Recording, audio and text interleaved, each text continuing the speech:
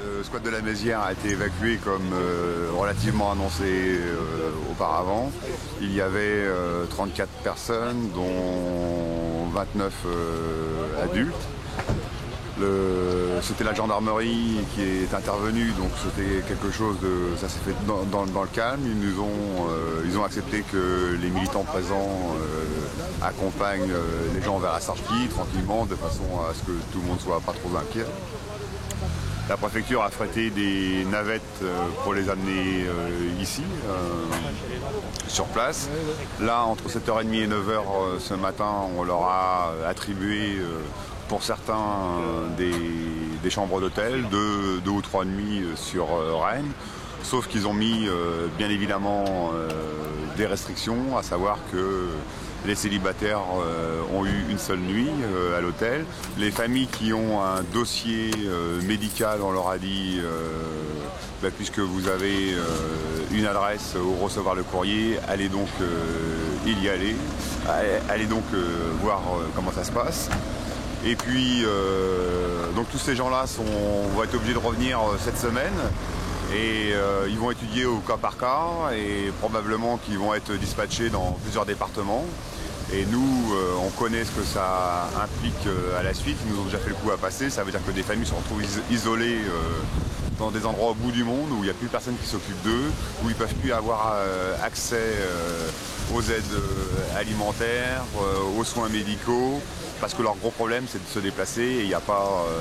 les migrants peuvent se déplacer que sur la métropole et au-delà c'est un vrai problème. 9h du matin sous la pluie, ils attendent 4 heures juste pour espérer être reçus. C'est n'importe quoi. Ça, je suis quoi.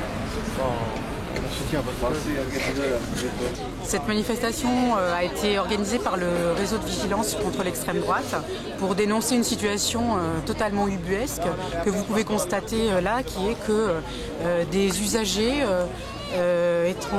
étrangers sont obligés de faire la queue pendant des heures, quel que soit le temps, à l'extérieur de la préfecture pour remplir des formalités administratives simples, et ce parce que la préfecture, les services préfectoraux ne sont ouverts pour eux que 6 heures par semaine. Ceci constitue une discrimination.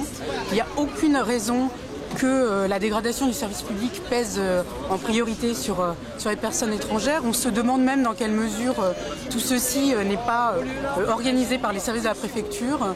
Et en tout cas, on est là pour dire que c'est anormal, c'est inacceptable, ça contrevient à la loi et à l'esprit d'égalité de traitement et d'égalité d'accessibilité aux services publics. Et puis surtout, on dit que c'est dangereux parce que ça laisserait croire qu'il y a un afflux massif de personnes étrangères à Rennes, ce qui est absolument faux. Et vu le climat politique actuel délétère autour de la question des étrangers sur notre territoire, on trouve que c'est complètement irresponsable de laisser ce genre de situation perdurer, et je dirais même de laisser la situation pourrir ainsi. C'est anormal, c'est inacceptable, et il faut que la préfecture prenne ses responsabilités, et il faut que les élus, moi je suis élue aussi d'Europe Écologie Les Verts, et je suis là pour dire que les élus, les autres élus des autres formations politiques doivent dénoncer aussi avec nous cette situation.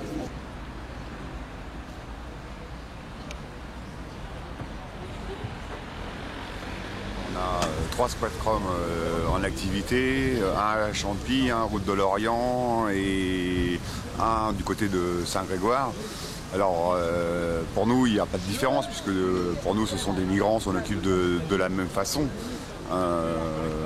La problématique des Roms est un peu moindre puisque au pire ils ont une OQTF quand ils se font arrêter, s'ils sont là depuis plus de 3 mois, mais ils peuvent revenir le lendemain ou le surlendemain.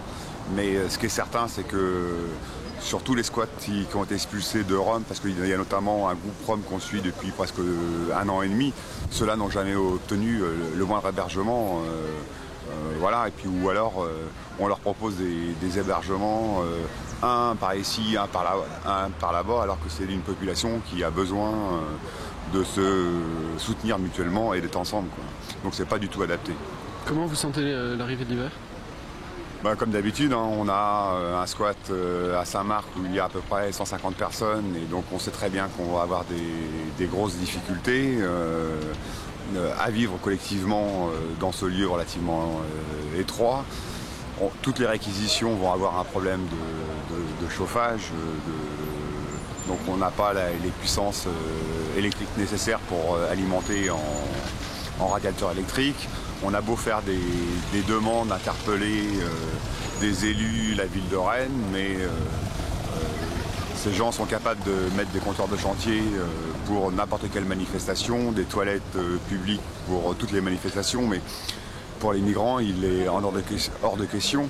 Ils se repassent la balle en disant que c'est de la compétence de l'État, mais je pense que tout le monde pense que ces gens-là habitent sur un territoire et que les élus sont aussi responsables de ce qui se passe sur le territoire. Et qu'à un moment donné, ceux qui font du trouble à l'ordre public, ce n'est pas les migrants, c'est les politiques.